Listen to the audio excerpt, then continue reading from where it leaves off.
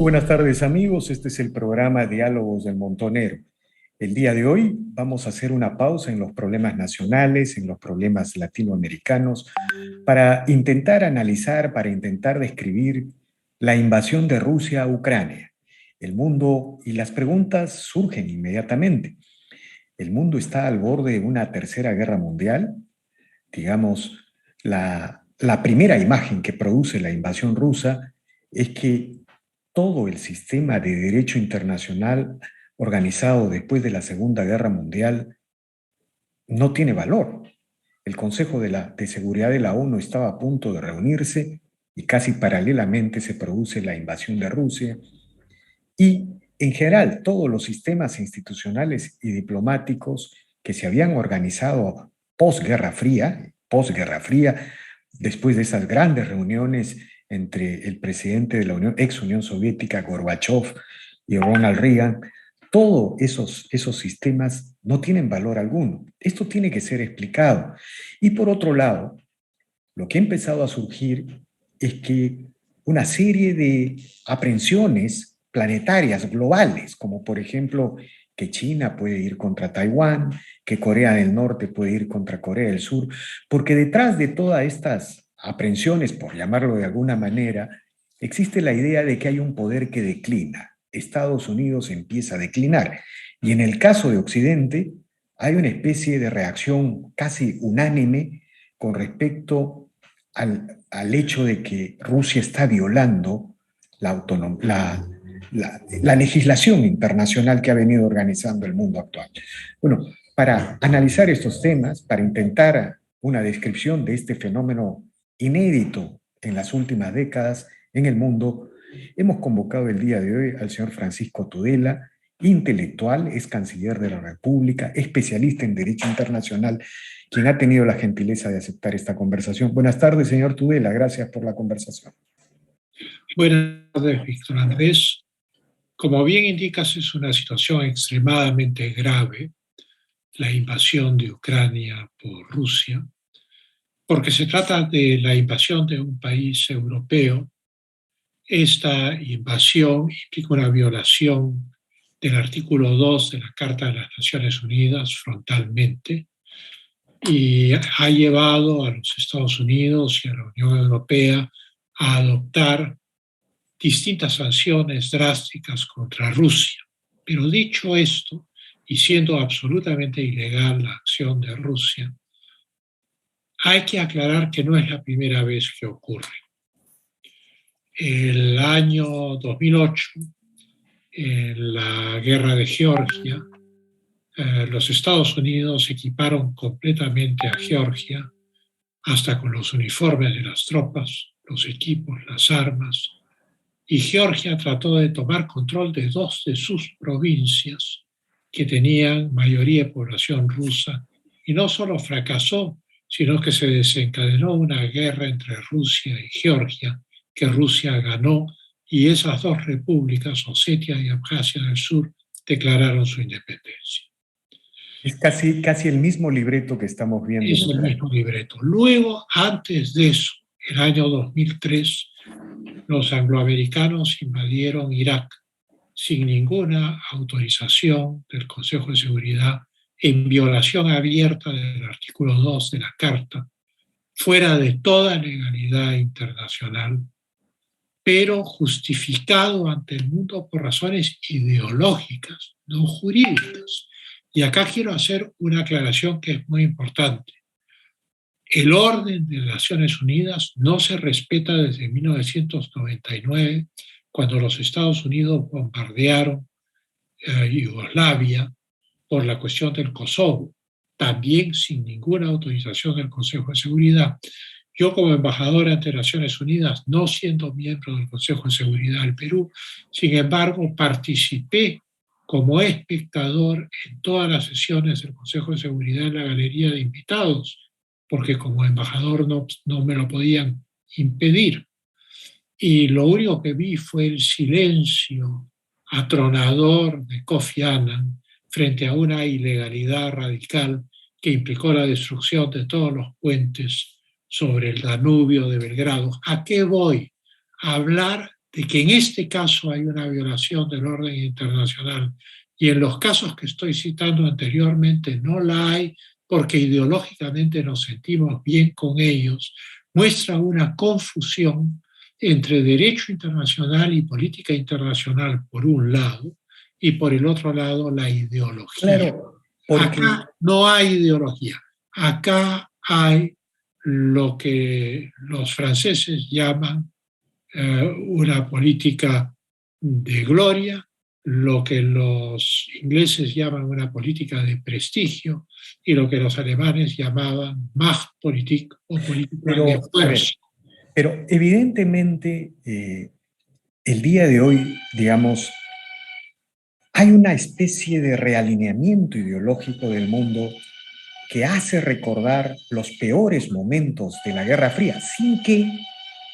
Rusia sea la ex Unión Soviética o China sea la China comunista de Mao. Hay diferencias. Pero, a ver, ¿a qué voy? Un mes antes, de estos sucesos en Ucrania, Putin, creo, visitó la capital china. Y bueno, se produjo una reunión cumbre en la que, de alguna manera, China respaldaba los reclamos que estaba planteando Rusia sobre Ucrania. ¿Cuál es el principal reclamo de Rusia? Que Ucrania no se incorpore a la OTAN porque supuestamente no quiere tener misiles enfrente de su frontera. ¿No hay aquí un elemento ideológico ya porque de pronto Occidente aparece de alguna manera realineado contra estas dos superpotencias? No, no hay ningún elemento ideológico. La OTAN fue creada para defender al mundo atlántico, a Europa, los Estados Unidos, el Canadá, del comunismo. Cuando cae el comunismo en 1991, los rusos hacen grandes esfuerzos para acercarse a Occidente que son rechazados por Occidente. No estoy justificando a Rusia, que quede claro. Pero el hecho es que acá hay grandes intereses geopolíticos y la OTAN necesita y necesitaba un enemigo para mantener la tensión dinámica de sus estados integrantes. Y ese enemigo era Rusia, sea cual sea su régimen político. ¿Por qué? Por el hecho de ser una gran potencia con 5.000 ojivas nucleares. Entonces eso queda clarísimo. Rusia es un estado pragmático en el cual el 50% de la economía está en manos del Estado, que no significa gran cosa, porque el 50% de la economía también está en manos del Estado en Francia. Lo que pasa es que los sistemas políticos son diferentes. Rusia, tradicionalmente, desde el año 900, es un Estado autoritario, sea bajo los zares, sea bajo los bolcheviques y sea bajo Putin. Es un Estado aideológico. La ideología de la Rusia de Putin es la ideología de la Iglesia Ortodoxa, no hay más que eso. Pero permítame Pero la paréntesis. China sí es un Estado ideológico, sigue siendo un Estado comunista y los nuevos asesores que rodean a Xi Jinping son llamados en la China los neomaoístas. O sea, la China está en una deriva hacia el estalinismo. Una pregunta ahí. ¿No sería más bien apropiado hablar de que sorprendentemente el mundo está entrando a un choque cultural, a un choque de culturas, la cultura occidental, digamos, la tradición occidental, ¿no es cierto? Para resumirlo en pocas palabras, es la decisión de que la sociedad controle al Estado, ¿no es cierto? Que la sociedad, el sector privado, estas organizaciones de abajo hacia arriba crean instituciones para controlar el Estado. La tradición rusa, digamos, es el Estado que controla la sociedad. Y ni qué decir en la tradición china. No hay ahí Samuel Huntington, por ejemplo, ¿no? No es exactamente lo mismo, pero algo de eso puede haber. Bueno, Huntington en su libro excluye a América Latina de Occidente. Es un espacio blanco. No es Occidente. América Latina no es Occidente para Huntington. Rusia tampoco. Rusia está en blanco en su mapa. Occidente para él es solo las sociedades industriales desarrolladas de los Estados Unidos, el Canadá, Europa y el Japón. Ahora, ¿cómo puede uno meter al Japón dentro de Occidente? Pues eso es un vuelo de la imaginación poco consistente. Bueno, hoy día Biden lo dijo en su discurso, habló que la mitad de la economía, habló de Japón, habló de todos Claro, los tres. pero a lo que estamos yendo es a definir qué es lo que está pasando y no a centrarnos únicamente si son ideólogos o no son ideólogos. En el caso de China, son ideólogos. Abiertamente son comunistas. Xi Jinping ha regresado al traje Mao en los desfiles militares del Ejército de Liberación Popular. Él aparece con el traje Mao. Hay una tendencia de la economía a centrarse más en el interior, hay más control estatal sobre la economía, la destrucción de Jack Ma, el magnate de Alibaba, muestra claramente que el Estado hace trizas al multimillonario más multimillonario en la China. Rusia, en cambio, es un Estado maquiavélico, difícil de entender, pero no es ideológico en el sentido como lo entendemos, voy a terminar, como lo entendemos en América Latina, por una razón de fondo. Apoya a los partidos conservadores o a los partidos de derecha en Europa, porque los partidos de derecha quieren la Europa de las naciones y entonces se oponen a los proyectos globalistas del socialismo europeo y de una parte de la ideología norteamericana. Sin embargo, en América Latina, Rusia Apoyan al sostiene la Foro de Sao posición Paulo. inversa y sostiene al comunismo y al Foro de Sao Paulo. Uno diría, esto es una contradicción absoluta. Si uno lee El Príncipe de Maquiavelo, no es una contradicción absoluta. El enemigo de mi enemigo es mi amigo. Los Estados Unidos han sido incesantes en su expansión hacia el este a través de la OTAN, a pesar de que en la cumbre de Malta en 1989 los rusos entendieron de la conversación entre Bush padre y Gorbachev que la seguridad de la Unión Soviética, que todavía estaba existente, estaba garantizada. Luego James Baker, el secretario de Estado, dijo ni una pulgada hacia el este. Desaparecida la Unión Soviética, que colapsa en el año 91, naturalmente la Rusia de Yeltsin se la come la hiperinflación, la pobreza, la crisis económica durante una década y Occidente ignora a Rusia y empieza a avanzar a toda velocidad hacia el este. Hoy Rusia está replicando ese mismo esquema, haciendo avanzar a los partidos neocomunistas, socialistas, progresistas, todos antiamericanos, a toda velocidad hacia el Río Grande. La utopía de Rusia, China e Irán es tener una plataforma antiamericana donde ellos puedan posicionarse que vaya del Río Grande hasta el Estrecho de Magallanes. De la misma manera, la utopía norteamericana es tener una plataforma ininterrumpida que vaya desde Lisboa hasta la frontera rusa con Ucrania para oponerse a Rusia. Eso es lo que ha generado este conflicto. El camino racional era la finlandización.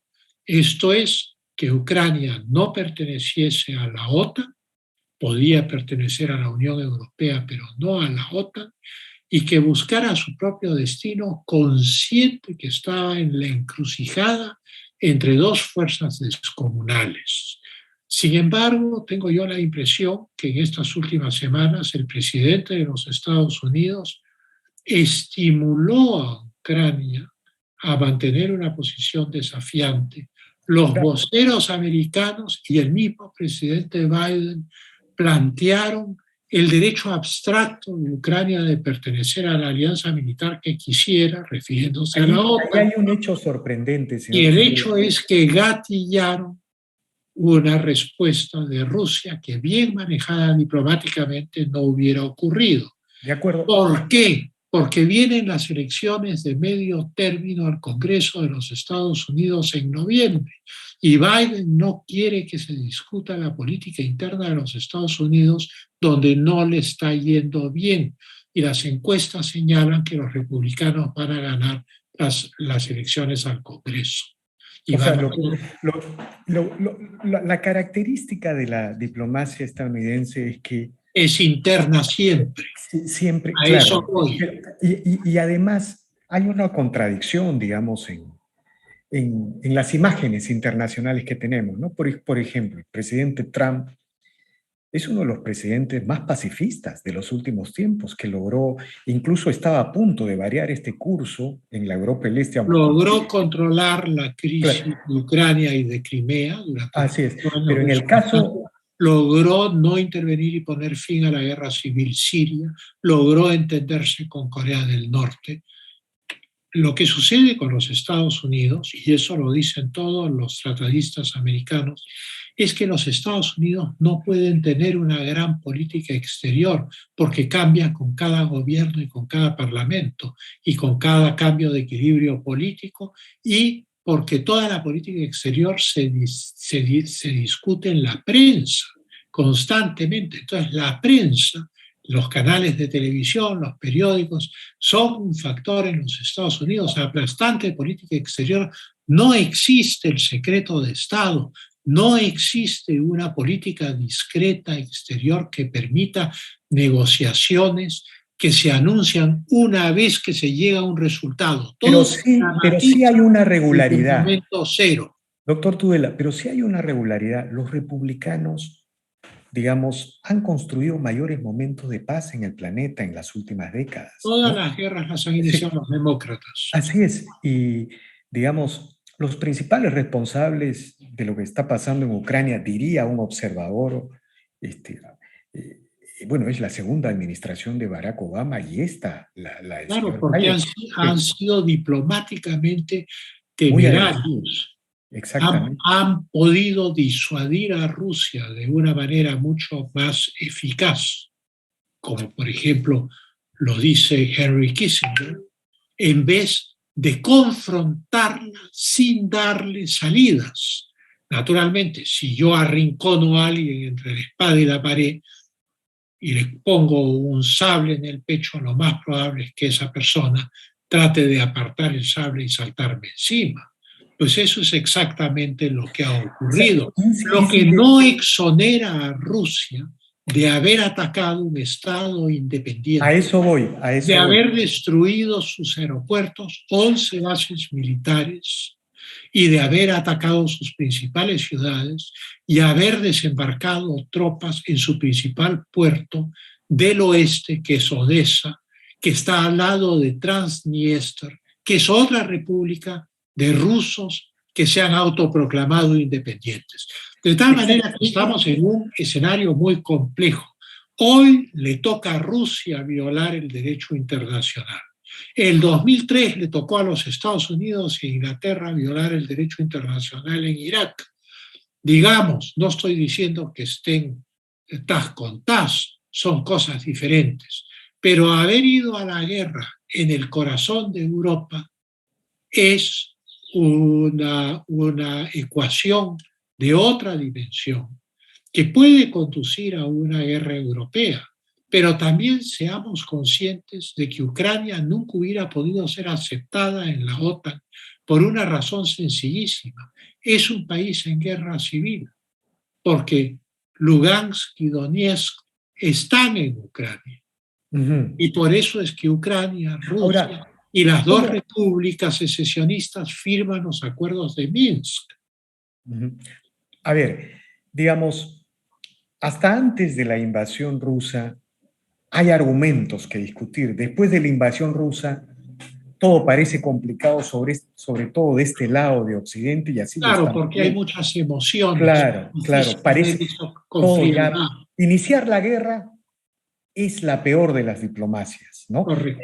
¿No? Iniciar una guerra, y eso es lo que ha hecho Rusia. Ahora, Así es. partiendo de ese concepto, ¿no? Partiendo de ese concepto, porque uno de los grandes problemas de Occidente es que la unanimidad en Occidente puede empujar esto a una salida contraria a la paz, ¿no es cierto? Entonces, hay que tener mucha cabeza fría y entender las razones que están detrás del conflicto para que esto no escale a mayor.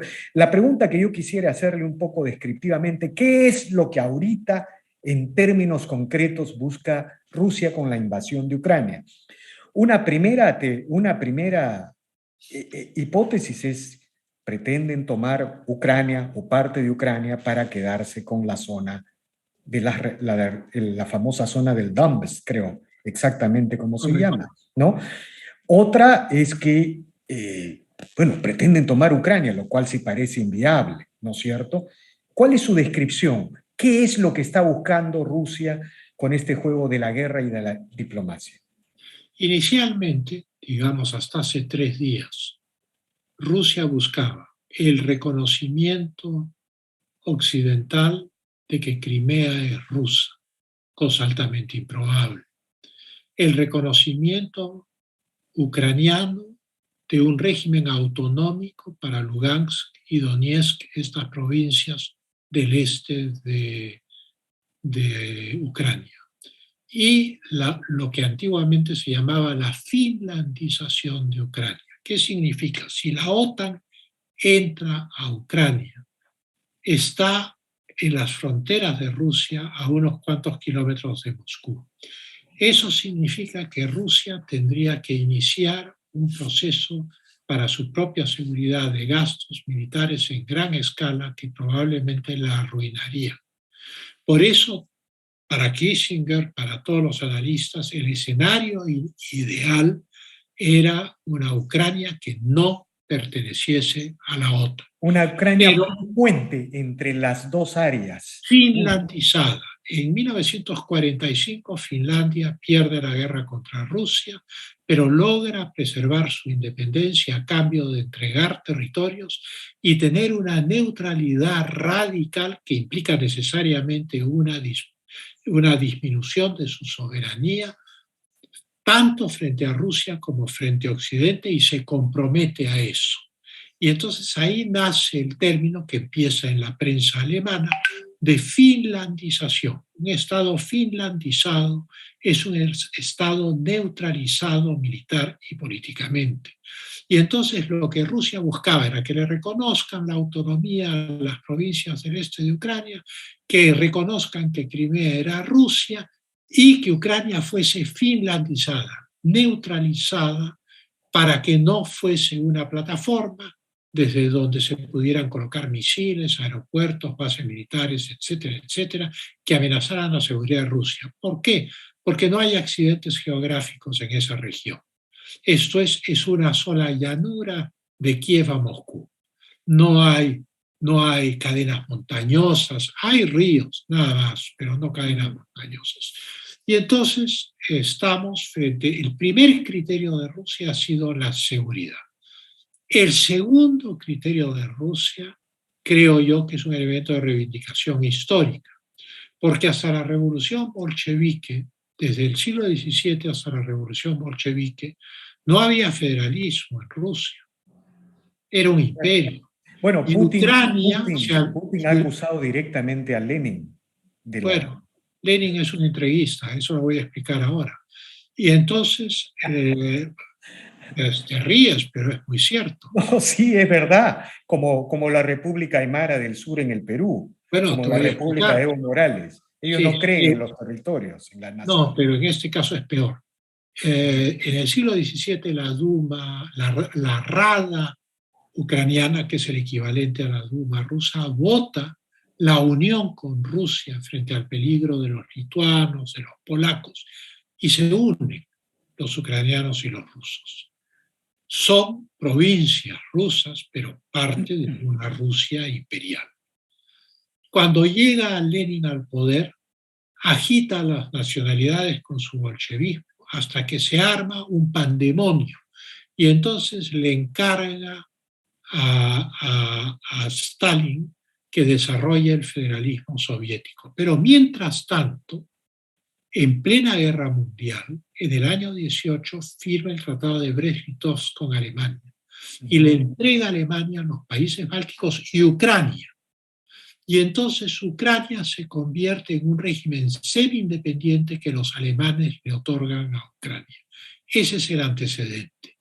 En el este, Lenin entrega todas las provincias que el zar Nicolás I había conquistado al Imperio Otomano. Y la Galicia gran parte de la Galicia rusa es entregada al Imperio Austrohúngaro. De tal manera que hace eso, ¿para qué? Porque para Lenin la prosecución de la revolución es la guerra civil, no le interesaba la paz. Y para tener las manos libres para matar a sus compatriotas, de los cuales mató cerca de 30 millones, necesitaba entregar enormes territorios rusos a sus enemigos, cosa que hizo en un tratado infame que los rusos hoy repudian. Y esa es la verdadera historia. Luego le encarga a Stalin hacer el federalismo. Entonces hace el federalismo, pero las fronteras son fronteras que Stalin decide, como las fronteras del Tratado de Versalles, que son las que las potencias ganadoras deciden para desguazar al Imperio Alemán, al Imperio Otomano y al Imperio Austrohúngaro. Pero lo mismo ocurre en Rusia, pero lo hacen los bolcheviques. Y Ahora, Stalin crea la idea del centralismo democrático, o sea, el federalismo es ficto, porque como hay un partido único, que es el Partido Comunista, es el partido quien manda y no las autonomías federales.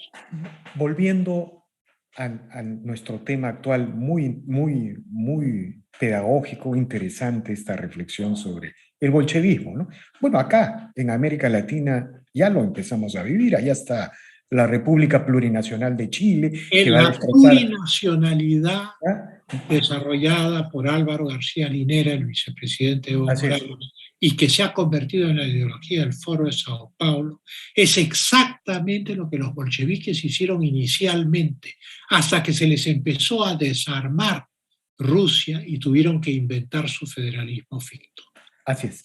Ahora, volviendo, ¿cómo, digamos, usted que es un observador de los acontecimientos internacionales, cómo calcula, proyecta que va a terminar esto y cómo debería terminar? Porque, digamos, tiene que terminar. El día de hoy, el presidente Biden ha anunciado sanciones económicas que algunos observadores dicen que son las más severas de las últimas décadas. Ha anunciado prácticamente la interrupción comercial con Rusia, ¿no es cierto? Ha anunciado el congelamiento de los activos de 4 bancos rusos. Y la impresión que causa cuando convoca además a los países de la OTAN, ¿no? A Japón, la impresión que causa es que está arrinconando en la autarquía económica a Rusia, como alguna vez fue la Unión Soviética, en el objetivo de que la quiebra económica, la lentificación económica de Rusia lo lleve a una actitud disuasiva, menos recursos, menos armamento para seguir alimentando la maquinaria militar. ¿Qué piensa de esta imagen que ha generado el presidente Biden? Creo que es exagerada. Creo que Rusia está ferozmente sancionada desde que invadió Georgia en 2008. Está peor, más ferozmente sancionada desde que anexó Crimea en 2014. Estas sanciones llueven sobre mojado. Por eso es que Rusia se ha volcado hacia el oriente, hacia la China, hacia el Asia Central. El gasoducto euroasiático que está construyendo va directo a la China, que es la alternativa al Nord Stream 2. Ha habilitado la ruta de rompehielos mercantes por el Océano Ártico. Ha creado la Comunidad de Estados Euroasiáticos, que es una comunidad económica europea, en estos estados que tienen mares de petróleo, mares de minerales, mares de campos agrícolas, etcétera, etcétera, etcétera. Yo creo que Rusia no ha actuado impulsivamente. Yo creo que Rusia ha planeado este escenario sabiendo perfectamente que las sanciones venían. Es un riesgo calculado. Más aún, mi impresión es que Rusia ha venido preparando este escenario desde hace 15 años, consciente de la expansión de la OTAN hacia el este y de no ser escuchada por Occidente. Y naturalmente uno no puede ningunear a una potencia que tiene 5.000 ojivas nucleares y ha sucedido lo que ha sucedido. Ahora bien, ¿qué va a suceder ahora? Ujú. En este momento, lo más probable es que la presencia rusa en puntos estratégicos de Ucrania lleven a una caída inevitable del El gobierno, régimen, del del régimen gobierno. ucraniano. Y esta caída del régimen ucraniano va a llevar a la finlandización, a la neutralización de Ucrania, y se va a convertir en lo que los ingleses llaman un buffer state, un estado colchón entre Occidente y Rusia. Ese es el propósito de Rusia. Ahora bien, hay motivos históricos Ujú. que podrían, en estas circunstancias tan dramáticas, llevar a Rusia a pensar en anexar Ucrania. Esa es una Eso, posibilidad pero que eso no sí, puede descartarse porque históricamente son lo mismo. Y el Estado ruso nace en Kiev y no nace en Moscú. no, Los eso sí, príncipes de eso sí se Kiev está. fundan Pero Rusia. Y luego hay un tercer factor, que es que Ucrania es el país con la mejor agricultura y la mejor tierra agrícola de todo el continente europeo, desde Lisboa hasta el Cáucaso. la idea de anexar Y tiene Ucrania, minerales importantes. pero la idea de anexar Ucrania sí dispararía la eventualidad de un conflicto armado con la OTAN. No lo creo. Creo que crearía una guerra fría espantosa entre el bloque atlántico y el bloque euroasiático. Pero si Rusia tiene 5.000 ojivas nucleares y los Estados Unidos tienen 5.000 ojivas nucleares y Francia tiene 500 ojivas nucleares e Inglaterra tiene 500 ojivas nucleares y la China tiene 500 ojivas nucleares. ¿Podemos pensar que esos estados van a ir a la guerra de acuerdo a la política de la disuasión que se basa en el principio de la destrucción mutua asegurada, que fue lo que permitió durante los 42 años de la Guerra Fría que nunca se cometiese un error y que Ujú. nunca se apretase el botón del arma nuclear y que nunca los Estados Unidos, la China y Rusia fuesen a la guerra entre ellos? Va a ocurrir de la misma manera ahora. El disuasivo que representa el arma nuclear es de tal capacidad destructiva que nadie va a ir directamente a la guerra. Entonces, después de lo que acaba usted de decir, viene la pregunta, ¿no? Si las cosas son así, estamos volviendo a una especie de una, vendría un escenario, tiene que ver mucho el desenlace de Ucrania, de una nueva guerra fría, pero la otra impresión que surge es que el imperio estadounidense, el imperio americano, Se ha replegado sobre se sí ha mismo. replegado y de alguna manera el imperio americano ha sido, hablemos con absoluta claridad, el soporte del sistema de libertades Es y el correcto. soporte de las tradiciones occidentales. Y ¿Qué seguirá está siendo. y lo seguirá haciendo seguramente. ¿Qué está pasando con Estados Unidos? Digamos, el avance económico de China, ¿no? Pero Estados Unidos sigue teniendo la primacía militar y, digamos, sumando Europa, algunos dicen que Europa es un gran... China será máximo el 40% del PBI Pero, ¿qué está pasando? norteamericano. Y Descríbanos. Estamos yendo a una está especie... emergiendo un bloque euroasiático, que el euroasiatismo fue una ideología que nació curiosamente no en los bolcheviques, sino en los rusos blancos en el exilio después de la revolución. Ellos se sentían traicionados por Occidente. Sentían que a partir del año 18, 19, las grandes potencias occidentales les quitaron la alfombra bajo los pies y los dejaron ser derrotados por los comunistas. Y entonces ellos plantearon una ideología en la cual Rusia y el Asia se fusionaban en un gran imperio euroasiático al margen de Occidente y abandonaban el mundo atlántico. Esta ideología, que era puramente teórica en los años 20 y 30, ha cobrado realidad desde principios del siglo XXI.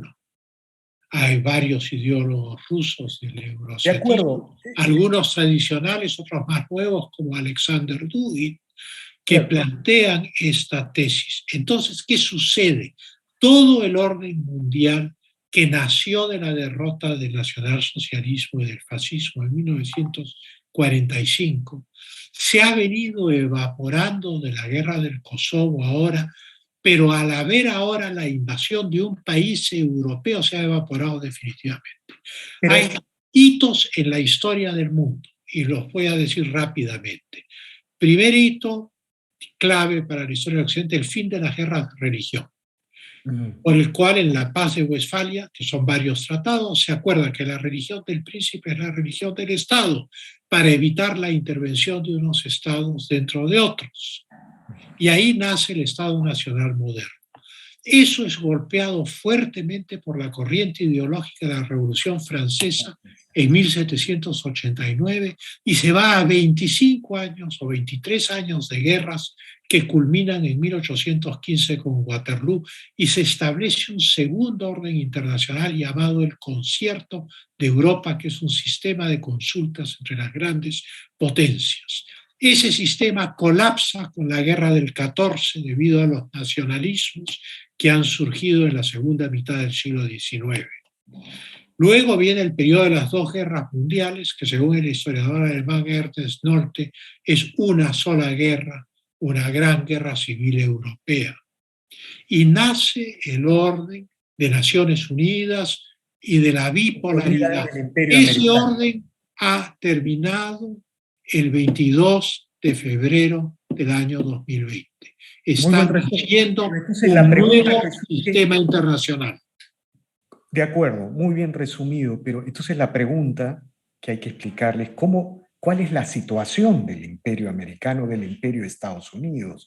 Digamos, tiene que ver mucho con América Latina, ¿no es cierto? Es una situación declinante, digamos, esta declaración de Biden convocando a todos los países de la OTAN, convocando a Japón, afirmando la autonomía de Taiwán, de todos los aliados en el mundo, hablando de que representan a la mitad de la economía del planeta. Más de la mitad. Bueno, él creo que lo dijo la mitad exactamente. Bueno, seguramente no se acordaba de la cifra exacta. Puede ser que yo esté equivocándome, ¿no? Pero... No, tú no, él. No, todo el mundo se equivoca. En cuanto a cifras, yo tengo mucho mejor.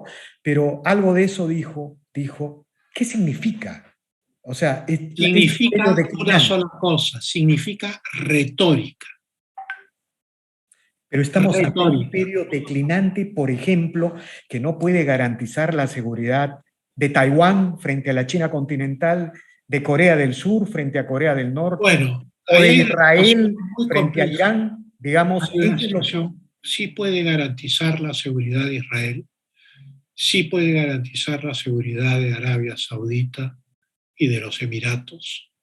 En el caso de Taiwán también, y el Japón se ha pronunciado diciendo que si Taiwán es atacado, el Japón se daría por atacado. Pero además, a su vez, Japón, Taiwán no es Ucrania, tiene el segundo o tercer ejército de Asia, 200 F-16, ¿no? Y además lucharía. ¿No? Pero el Japón tiene problemas limítrofes con la China en las Islas Kuriles. La China se expande al mar del sur del Japón y tiene problemas con el Japón en las Islas Senkaku. La China tiene problemas con Tailandia, con Filipinas, respecto a las Islas Spratly. O sea, la China está en una expansión. La India, los países que más gastan en el desarrollo de sus flotas en este momento son la China, la India para contener a la China y el Brasil en el Atlántico Sur. Y en el caso de América Latina, por eso no es tan fácil la afirmación del presidente Biden de unir al mundo respecto al tema de Ucrania, porque cada región del mundo tiene sus problemas. El África ha sido perdida a la China, 700 corporaciones chinas controlan el África.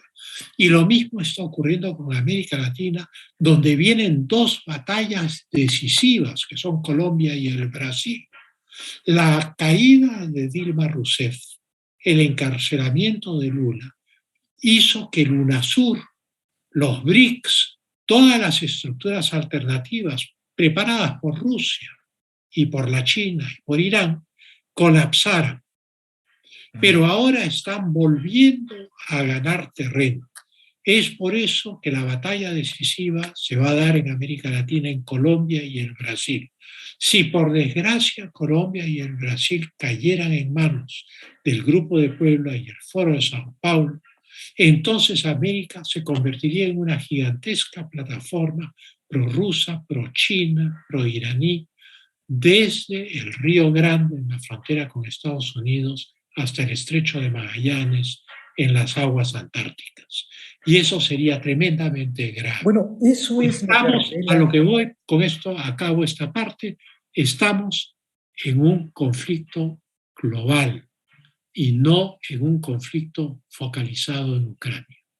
Y donde la idea de un imperio ordenador ya no existe, ¿no? Como alguna vez existió en el siglo XX con Estados Unidos o con el Imperio Romano en la antigüedad, ¿no? O Digamos, el imperio español, o el Imperio Español, ¿no? el imperio más Imperios, grande del o mundo. sea, me faltó mencionar al Imperio Español, nuestro imperio, finalmente, el Sí, imperio claro, que se construyó como tales, ¿no es cierto? Porque nosotros somos hispanoamericanos, así es. hablamos la misma lengua, tenemos Era el imperio donde nunca se ponía la luz del sol, pero bueno. y sobre todo eran, digamos, en el caso del Imperio Romano y el español, eran imperios que construían civilización, Así es, que replicaban su replicaban civilización. Romas, ¿no? En cada lugar donde conquistaban. Pero, Así es. digamos, estamos avanzando a un mundo globalizado donde no hay un imperio ordenador, digamos, donde la posibilidad incluso de una guerra fría de disuasión se vuelve más complicada y difícil por los conflictos. Entramos a una era muy, muy difícil, Víctor Andrés. Enormes tensiones internacionales. Los Estados Unidos, en su élite política, recién está despertando a la realidad de su pérdida de poder en distintas regiones del mundo. Ahora, los Estados Unidos es un país que tiene una enorme resiliencia y cuando se lo propone es capaz de hacer esfuerzos descomunales La Segunda y Guerra Mundial, asombrosos. por ejemplo, La la Segunda Guerra Segunda Guerra Mundial Mundial, es un ¿no? ejemplo. Pero hay un problema que no existía durante la Segunda Guerra Mundial y que sí existe ahora. Los Estados Unidos están fracturados internamente por las ideologías de la posmodernidad marxista. Por las Es, ideologías progresistas que han arrinconado la lógica imperial que convivía con la lógica de república. y el Con American Estados Unidos. Way of Life preconsumista, que era lo que le daba fuerza a los Estados Unidos, que era un mundo de ahorro, de austeridad, de un mundo agrícola, de gente sólida y religiosa, de ciudades industriosas, y todo eso ha cambiado porque primero han deslocalizado sus industrias y en eso el presidente Trump recoge una observación obvia que no es inventada por él. Detroit es hoy un páramo abandonado, era la ciudad de la industria La ciudad automotriz obrera. americana, la ciudad obrera, y así sucesivamente. Entonces los Estados Unidos, en esta tremenda crisis mundial, si quieren recuperar su rol de liderazgo y enfrentar el reto que Eurasia le está poniendo a los pies de su puerta, tiene que pensar en términos de la reconstrucción de su poder mundial y de la solución de sus conflictos internos, porque sus conflictos internos raciales, de género, económicos, de esta virtual guerra sorda entre el Partido Demócrata o lo que queda de él, porque el ala extrema izquierda se ha apoderado del partido, y el Partido Republicano tan fracturado que Trump pudo derrotar en las primarias a los precandidatos del partido y ser elegido a la presidencia de los Estados Unidos, muestra una crisis de partidos dentro de los Estados Unidos Crisis que no solo es americana, sino común a todo Occidente.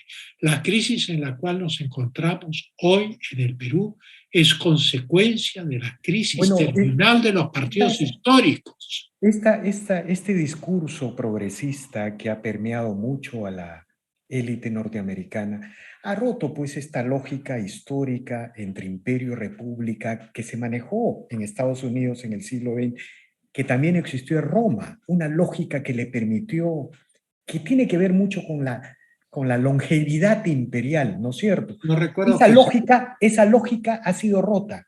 Se parecían Max Weber, este intelectual francés en los años 70, calificó a los Estados Unidos de república imperial. A los americanos no les gusta ser imperio, pero lo son, a su pesar, bueno, a su pesar. Una vez escuché en una universidad de Boston, en Estados Unidos es el único lugar donde se asesinan presidentes, así como se asesinaban en Roma a los Césares. A los Césares. Bueno, Suetonio la historia de los 12 Césares es una historia de asesinatos. Sí. Pero ¿a qué voy? Si los Estados Unidos tuvieran un líder lúcido e inteligente y asumieran su dimensión imperial para la defensa de la libertad en el mundo, podrían revertir el proceso. Pero si en cambio de eso tienen líderes que viven de la división y del enfrentamiento, de la revolución molecular del marxismo posmoderno que se ha apoderado de los Estados Unidos y de las secuelas de la Escuela de Frankfurt, que a pesar de su nombre es una escuela norteamericana de marxismo y psicoanálisis. Bárbaro, hay liberales de esas universidades que se creen liberales y no saben que están haciendo marxismo. Pero en fin, ese es otro tema. Son liberales para lo económico, pero culturalmente son marxistas y no se dan cuenta. Claro, y no se dan cuenta que sin cultura, sin instituciones, lo económico nunca va a prosperar. Al final correcto, se va a imponer lo otro. Pero... O sea, para que lo económico prospere se necesitan instituciones sociales sólidas. Yo no puedo barrer con la justicia y hacer una justicia ideológica. Yo no puedo barrer con las familias y con el esfuerzo conjunto de las familias para acumular capital y pretender tener empresa. Yo no puedo vivir en un régimen de soplanaje y denuncias por la ideología de género en el cual todo el mundo acusa a quien no comparte la ideología y los botan del trabajo, porque entonces no tengo cohesión social. Los Estados Unidos tienen que buscar la forma republicana, la forma democrática pero inteligente de superar esta profundísima división interna que están creando y recuperar la noción que, aunque no lo quieran, son un imperio del cual nuestra libertad depende. Así es, en este momento estamos culminando esta entrevista, doctor Francisco Tudela, infinitamente agradecidos con una conclusión. Defendemos los imperios y somos imperiales, pero los imperios que construyen civilización, los imperios que construyen libertad. Y eso es lo que está faltando detrás de esta crisis en Ucrania, de la invasión rusa en Ucrania y de todas las suspicacias y las sospechas de guerras que surgen en el Asia, de las amenazas a la libertad en América Latina. Le agradezco infinitamente por estas reveladoras declaraciones, por esta pedagogía que ha hecho usted en este diálogo realmente interesante. Muchísimas gracias, Víctor Andrés, a tu servicio. Muy bien, doctor Tudela. Bien, amigos, esta ha sido una nueva e interesante edición de Diálogos del Montonero. Regresamos en la siguiente edición. Gracias.